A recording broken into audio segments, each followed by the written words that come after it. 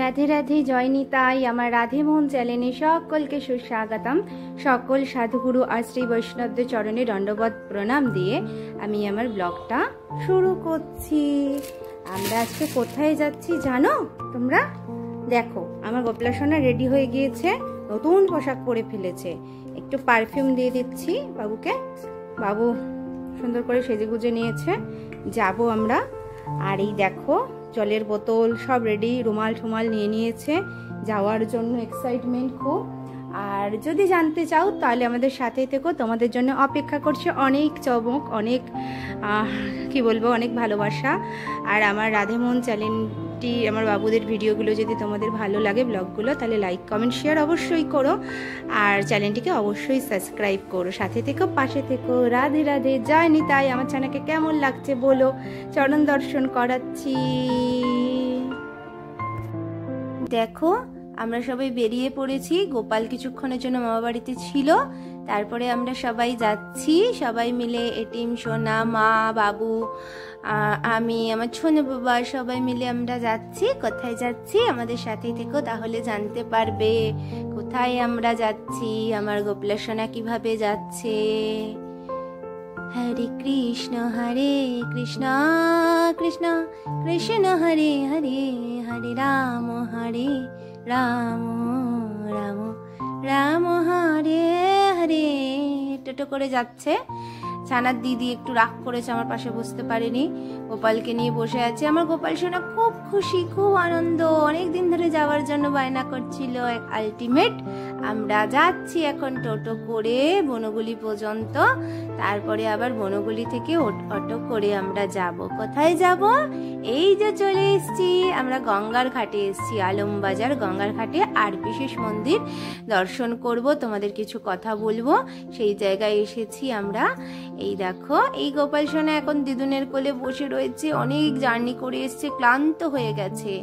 এই দেখো, এবার এই যে এটিম, সোনা, বাবু এরা গঙ্গায় নামবে অধীর আগ্রহে। এবার একা একা তো ছাড়া যায় না, তাই বাবু ওদেরকে নিয়ে গেছে। দেখো গঙ্গায় নেবেছে, এরা কেমন দুষ্টু করছে।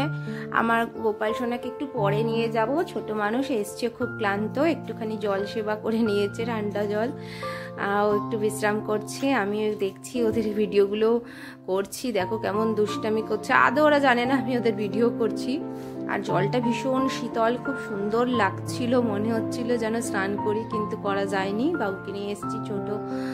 আর রাত হয়ে গিয়েছিল, আমরা সন্ধ্যের টাইমটা এসেছিলাম, তাই স্নান করা হয়নি।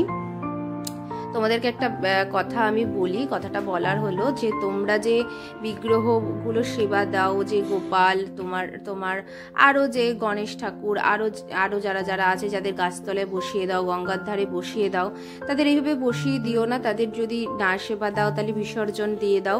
কারণ কি বলবো তোমাদেরকে, বলছি একটু পরে। মন্দির দর্শন করাই, মাকে দর্শন করো, খুব সুন্দর আর কি, মা অপরূপ দর্শন, এত সুন্দর। সন্ধ্যাবেলায় সন্ধ্যা আরতি হচ্ছিল, তারপরে আবার বিশেষ আরতি হবে, সেটাও তোমাদের সাথে ভাগ করে নেব সেবাটা। এই মা হলো তোমার আলমবাজারের গঙ্গার পাড়ে রয়েছে, মন্দিরে সেবিত হয়। এই মায়ের মন্দিরে আমরা এসেছি মাকে দর্শন করব বলে। খুব সুন্দর কথিত আছে এখানে, সবাই ভক্তবৃন্দ বলছিল দক্ষিণেশ্বরে যে মা ভবতারিণী রয়েছেন, ইনি নাকি তার বোন রূপেই এখানে সেবিত হচ্ছে। এখানে অমাবস্যায় বিশেষ পূজার আয়োজন করা হয়, ভান্ডারা দেওয়ারও রীতি রয়েছে। আর এখানে সবাই ভীষণ ভালো, সবার সাথে পরিচয় হয়েছে, তোমাদের সেই ছোট্ট যে ভিডিওটা শেয়ার করব। আর এখানে দেখো নাগমাতা রয়েছে, শিব শম্ভু রয়েছে, এখানে তাদেরও সেবা হয়। খুব সুন্দর মন্দিরটা, অনেক পুরানো। আর পাশেই রয়েছে অশ্বত্থ বৃক্ষ, আরও মন্দির রয়েছে, তোমাদের সাথে সেগুলো আমি ভাগ করে নেব। ভীষণ সুন্দর এখানে সেবা হচ্ছে। আর এই দেখো আমার গোপাল সোনা এই দুটো ছানার কোলে রয়েছে, তারা এত ঘাটাঘাটি করছে ওকে নিয়ে। আর মাঝে মাঝে আনন্দও পাচ্ছে, আবার মাঝে মাঝে কি বলবো, গোপালও ভাবছে ওরে বাবা কাদের পাল্লায় পড়লাম, দুজনে মিলে এত কাড়াকাড়ি, টিম আর মান্তু মিলে। আমার ছোনা বাবাটাকে। মাঝে মাঝে আবার আমার কোলে পালিয়ে আসছিল ওদের কাছ থেকে। এই হলো হনুমানজি, এখানে হনুমানজির সেবা হয়, মায়ের মন্দিরের পাশেই রয়েছে এই হনুমানজি। খুব অপরূপ দর্শন, মন জড়িয়ে যাচ্ছিল এসে, এত ভালো লাগছিল। তোমরাও এসো এখানে, ভীষণ ভালো লাগবে। গঙ্গার স্পর্শ নিতে পারবে, মায়ের দর্শন হবে, হনুমানজির দর্শন হবে, খুব ভালো। এখানের পুরোহিতজি আরও যারা সকলে আসে তারাও সকলে ভীষণ ভালো। আর এই ভিক্ষু দর্শন করাচ্ছি মন্দিরের ওপর পর্যন্ত, মন্দির ভেদ করে যেন উপরে উঠে গিয়েছে। আর তোমাদেরকে দর্শন করাচ্ছি বাবা কাল ভৈরব, এখানে সেবিত হয় সেই কাল ভৈরবকে তোমাদের দর্শন করাচ্ছি। এই যে বাবা কাল ভৈরব, তোমরা দর্শন করো, অপরূপ মধুর দর্শন, প্রণাম করো। জয় বাবা কাল ভৈরবের জয় হোক। কত সুন্দর মনোরম দৃশ্য, এত ভালো লাগছে, তোমাদের ভাষায় আমি প্রকাশ করতে পারছি না। আর আমার ছানাকে নিয়ে এসেছি সেই জন্য আরও ভালো লাগছে। মান্তু এসেছে, ভালো লাগছে, এটিম এসেছে, সবাইকে নিয়ে ভীষণই ভালো লাগছে। আর এই দেখো মন্দির খোলা বন্ধ হওয়ার সময় এখানে দিয়ে দিয়েছি, যদি তোমরা আসো তাহলে তোমরা সেই সময় আসতে পারবে। আর দেখো দর্শন করাচ্ছি মন্দিরের, খুব শান্ত পরিবেশ, পাখা চলছে, ভীষণ ভালো, ভীষণ ভালো, আমার ভীষণ ভালো লেগেছে। আর তোমাদেরকে যেই কথাটা, এই যে বিন্দে রানীকে দর্শন করাচ্ছি, মন্দিরে বিন্দে রানী রয়েছে, এই গঙ্গার পাড়েই মন্দিরটা একদম লাগোয়া। আর এখানে দ্বাদশ শিবলিঙ্গ মন্দির রয়েছে, শিবশম্ভু। আর এই শিবশম্ভুকে তোমরা দর্শন করো, মন্দিরটাও তোমাদের দর্শন করিয়ে দেব। আর এই মন্দিরের পাশেই আর কি জায়গায় অনেক গোপাল বিগ্রহ সব রয়েছে। আর এখানকার যারা বাচ্চারা রয়েছে তারা সেই বিগ্রহগুলোকে পাড়া দিচ্ছে, তাদের অবমাননা করছে। আমি অনেকবার বারণ করেছি কিন্তু শুনছে না। আমি আপনাদের কাছে একটা অনুরোধ জানাচ্ছি, যদি আপনারা কি বলবো, যদি সেবা নিত্য দিতে অসম্মত হন তাহলে এইভাবে একবার পুজো করে এই বিগ্রহগুলোকে তাহলে আপনারা জলে বিসর্জিত করে দিন। শাস্ত্রে এমন কোথাও লেখা নেই। দেখো এই দেখো ছোট ছোট বাচ্চাগুলো দেখো পা দিয়ে ভগবানের গায়ে পাড়া দিয়ে উঠে পড়ছে। দেখো তোমাদের দর্শন করাচ্ছি, তোমরা তাহলে বিগ্রহগুলোকে জলে বিসর্জিত করে দাও।